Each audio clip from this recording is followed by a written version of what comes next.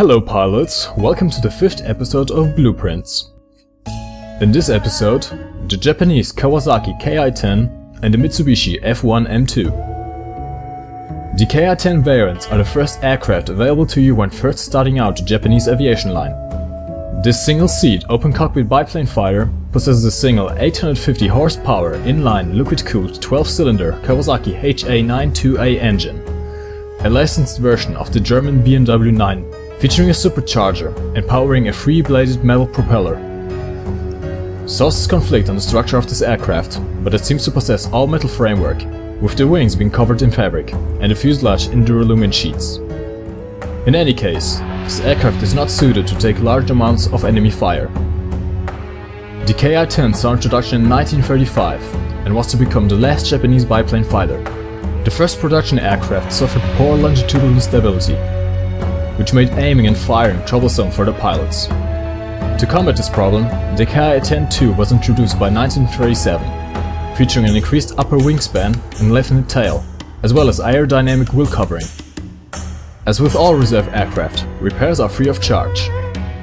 The flight models of the Ki-10s present in the game are exact carbon copies of one another, featuring the same top speed, climb rate and turn time. As such, pick the one whose paint scheme you fancy the most. There is an additional Ki-10-2C, which is now discontinued and cannot be obtained anymore. If you have one in your hangar, the other repair cost and battle rating make this aircraft all but obsolete. The very powerful engine propels this aircraft to an approximate top speed of 360 km/h at 1 km altitude, which can temporarily be boosted to 375 km/h with the use of war emergency power. As such, the Ki-10 is one of the fastest reserve biplanes on the battlefield, which makes boom and zoom tactics an effective choice. A full upgrade allows this aircraft to reach speeds of up to 380 km/h under the same conditions, with a temporary boost to 400 km/h with WEP. You should be able to either outrun or catch any reserve aircraft in the game. The Ki-10 is famous for its amazing climb rate.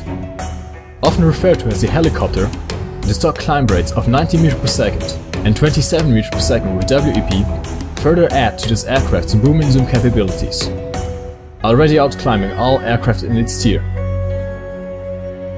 Fully upgrading unlocks the potential for ridiculousness of this aircraft, with climb rates of 23 m/s or 43 m/s with the use of WEP. Once WEP is active, you can literally climb at the 90-degree angle, whilst maintaining a stable speed of 150 km/h. As such, the Ki-10 is unique in its ability to take flight to the vertical. The turn time of this aircraft completes the trifecta of performance.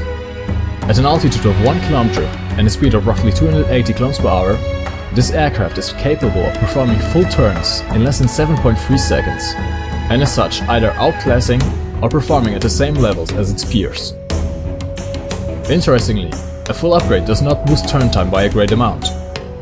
At 6.9 seconds, you'll find yourself capable of outturning any stock reserve aircraft in the game, but you might find yourself stuck in an endless loop with an upgraded and experienced opponents. The overall good performance of the Ki-10 is somewhat ruined by its armament. Unable to carry bombs or rockets, the twin synchronous firing 7.7mm Type 89 machine guns are the only offensive tool at your disposal. Essentially rechambered versions of the British Vickers E machine guns, these weapons fire the same 500 rounds per minute rate of fire and carry a total of 900 rounds. The density of fire of 0.33 kg/s is average, but as with the British Vickers E, the Type 89s suffer from a poor choice of air-to-air belts. The universal belt features tracer, armor-piercing and adjustment incendiary rounds in a 1:1 ratio. Whilst not terribly damaging, you could argue its use against ground targets, and is definitely the inexperienced shooter's first choice. The tracer belt features tracer and armor-piercing rounds in a 3:1 ratio, and is as such almost completely useless in taking down anything, be it air or ground targets. Stay away from this belt, unless you are into pretty light shows. The stealth belt features incendiary, armor-piercing and adjustment incendiary rounds in a 1:3:1 ratio. Fitting of boom and zoom playstyle and having the most potential damage output, this is the belt to choose if you are an experienced pilot.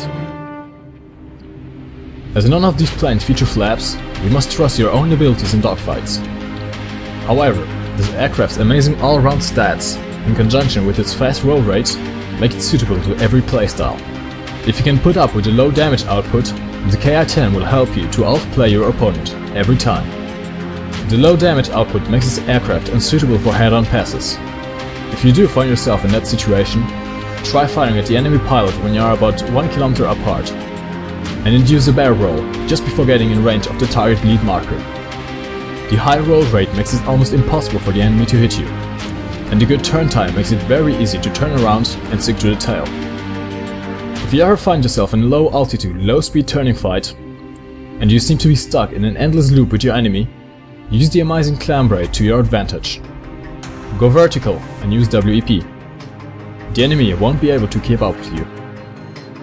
The F1M2 is a single-engine, two-seater biplane/float plane of all-metal construction. Originally developed as a catapult-launched reconnaissance float plane, specializing in gunnery spotting for battleships and heavy cruisers of the Imperial Japanese Navy in 1936, this aircraft was later converted to a light dive bomber role. The 875 Mitsubishi Duzey 13 air-cooled 14-cylinder engine is the same as featured on the famous Zero fighters, and propels the aircraft to a top speed of 355 km/h or 370 km/h with WEP. Not bad for a float plane, and definitely holding its own against the other reserves. Upgrading further increases these numbers to 380 km/h or 392 km/h with WEP. The climb rate of the F1M2 is higher than average. With 30 m/s or 90 m/s with WEP, you can definitely employ effective dive bombing tactics. Upgrading this aircraft further increases these figures to 60 m/s or 26 m/s with WEP, and enables you to outclimb any stock reserve besides the Ki-10. Turn time suffers due to the extra weight of the fixed floats mounted on the aircraft. At 11.8 seconds, you won't have an easy time dogfighting. Upgrading somewhat amends this problem, but the resulting 10.9 second turn time isn't spectacular. The F1M2 features two 7.7mm Type 97 machine guns, carrying a total of 1000 rounds and firing at 500 rounds per minute each. Additionally, the F1M2 features a turret on the upper back of the fuselage, which carries a single Type 97 with 582 rounds of ammunition. The forward-facing guns have the same damage output as the Ki-10's guns, and feature the same ammunition belts. Consequently, they suffer from the same low damage output. The turret's universal belt features trace and armor-piercing rounds in a 1:3 ratio, and is as such the one best suited to defensive fire, having an easier time at taking out pursuing aircraft's engines and pilots. The APT belt replaces one of the armor-piercing rounds with a tracer round. Reducing your damage output, this belt is not recommended. You have the option to carry two 60 kg bombs by default.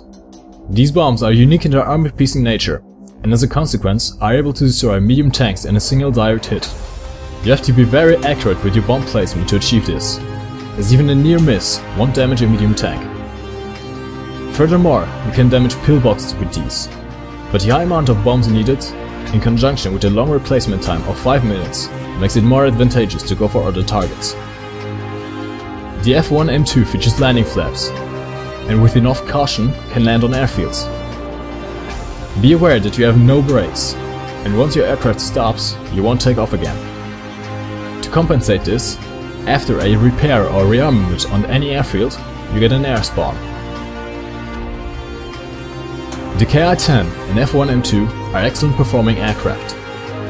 Their poor damage output makes it a challenge to finish games atop the leaderboards in terms of kills, but their stats certainly aid in playing the objective.